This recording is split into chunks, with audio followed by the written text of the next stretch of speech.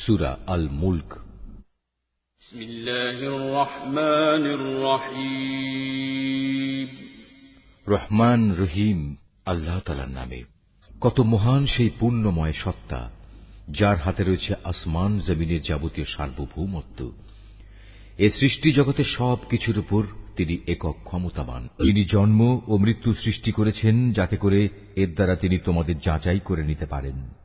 কর্মক্ষেত্রে কে এখানে তোমাদের মধ্যে বেশি ভালো, তিনি সর্বশক্তিমান, তিনি অসীম ক্ষমাশীল। তিনি 7 মজবুত আসমান বানিয়েছেন, পর্যায়ক্রমে একটার উপর আরেকটা তিনি স্থাপন করেছেন। অসীম দয়ালু আল্লাহ তাআলার এই নিপুণ সৃষ্টির কোথাও কোনো খুঁত তুমি দেখতে পাবে না। আবার তাকিয়ে দেখো তো, কোথাও কি তুমি কোন রকম অসঙ্গতি কিংবা ফাটল দেখতে পাও? অতঃপর তোমার দৃষ্টি ফেরাও নভমণ্ডলের প্রতি। দেখো, আর একবারও তোমার দৃষ্টি ফেরাও, দেখবে তোমার দৃষ্টি ব্যর্থ ও ক্লান্ত হয়ে তোমার দিকেই ফিরে আসবে। নিকটবর্তী আকাশটিকে তুমি দেখো, তাকে কিভাবে প্রদীপমালা দিয়ে আমি সাজিয়ে রেখেছি। ঊর্ধ্বলোকের দিকে গমনকারী শয়তানদের তাড়িয়ে বেড়ানোর জন্য এ প্রদীপগুলোকে আমি ক্ষেপণাস্ত্র হিসেবে সংস্থাপন করে রেখেছি। চূড়ান্ত বিচারের দিন এদের জন্য জ্বলন্ত অগ্নিকুণ্ডের ভয়াবহ শাস্তির ব্যবস্থাও আমি যথাযথভাবে প্রস্তুত করে রেখেছি। এত সব নিদর্শন সত্ত্বেও যারা তাদের স্রষ্টাকে অস্বীকার করেছে, তাদের জন্য রয়েছে জাহান্নামের কঠোরতম শাস্তি। জাহান্নাম কতই না নিকৃষ্টতম স্থান।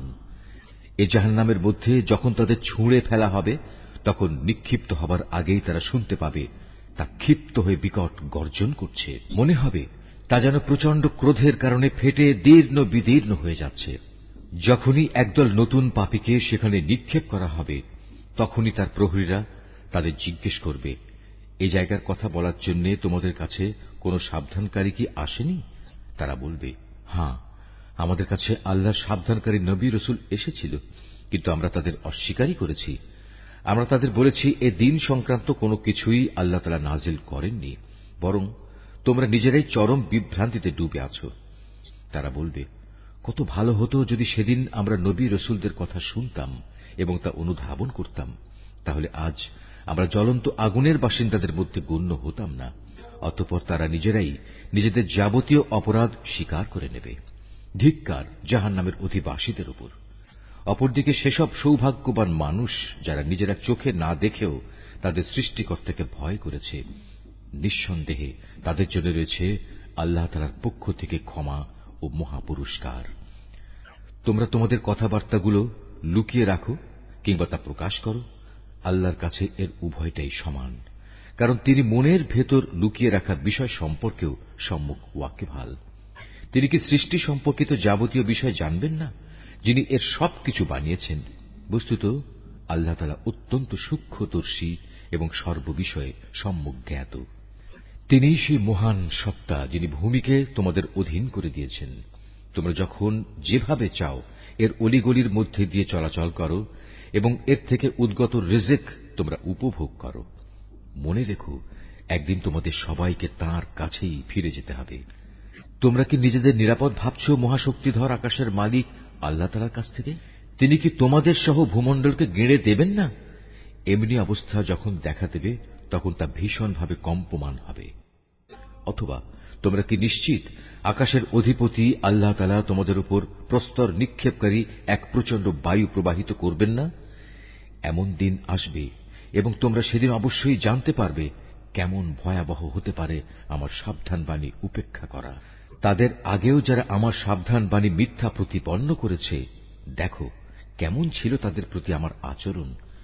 এসব লোকেরা কি তাদের মাথার উপর দিয়ে উড়ে যাওয়া পাখিগুলোকে দেখে না, কিভাবে এরা নিজেদের পাখা মেলে রাখে, আবার এক সময় তা গুটিয়েও নেয়? তখন পরম দয়ালু আল্লাহ তাআলাই এদের মহাশূন্যে স্থির করে রাখেন। হ্যাঁ, একমাত্র আল্লাহ তাআলাই, তিনি তার সৃষ্টির ছোট বড় সব কিছুই দেখেন। বলতো, তোমাদের মধ্যে এমন কে আছে যার কাছে এমন একটি বিশাল সৈন্যবাহিনী আছে, যা দিয়ে তারা অসীম দয়ালু আল্লাহর বিরুদ্ধে তোমাদের সাহায্য করবে? আসলে এই অস্বীকারী ব্যক্তিরা হামেশাই বিভ্রান্তিতে নিমজ্জিত থাকে। যদি তিনি তোমাদের জীবিকার উপকরণ সরবরাহ বন্ধ করে দেন, তাহলে এখানে এমন দ্বিতীয় আর কে আছে যে তোমাদের পুনরায় রিজিক সরবরাহ করতে পারবে? এ সত্ত্বেও এরা আল্লাহ তাআলার বিদ্রোহ এবং গোঁড়ামিতে অবিচল হয়ে রয়েছে। যে ব্যক্তি জমিনের উপর দিয়ে উপুড় হয়ে মুখে ভর দিয়ে চলে, সে ব্যক্তি অধিক পরিমাণে হেদায়েত প্রাপ্ত, না যে ব্যক্তি জমিনে স্বাভাবিকভাবে সঠিক পথ ধরে চলে সে বেশি হেদায়েত প্রাপ্ত? হে নবী, তুমি এদের বলে দাও, হ্যাঁ, তিনিই তোমাদের পয়দা করেছেন, তিনি তোমাদের শোনার ও দেখার জন্য কান এবং চোখ দিয়েছেন, আরো দিয়েছেন চিন্তা করার মতো একটি অন্তর। কিন্তু তোমরা খুব কমই এসব দানের কৃতজ্ঞতা আদায় করো। এদের আরো বলো, তিনি এ ভূখণ্ডে তোমাদের সর্বত্র ছড়িয়ে রেখেছেন। আবার একদিন চারদিক থেকে তাঁরই সম্মুখে তোমাদের সবাইকে জড়ো করা হবে। তারা বলে, তোমরা যদি সত্যবাদী হয়ে থাকো তাহলে বলো, কবে তা সংঘটিত হবে? তুমি এদের বলো, এ তথ্য তো একমাত্র আল্লাহ তাআলার কাছেই রয়েছে। আমি তো একজন সুস্পষ্ট সাবধানকারী মাত্র। যখন সত্যি সত্যি এ প্রতিশ্রুতিটি তারা সংঘটিত হতে দেখবে, যারা দুনিয়ার জীবনে অস্বীকার করেছিল, তখন তাদের সবার মুখমণ্ডল বিকৃত হয়ে যাবে এবং তাদের তখন বলা হবে, এ হচ্ছে সেই মহাধ্বংস যাকে তোমরা চ্যালেঞ্জ করতে।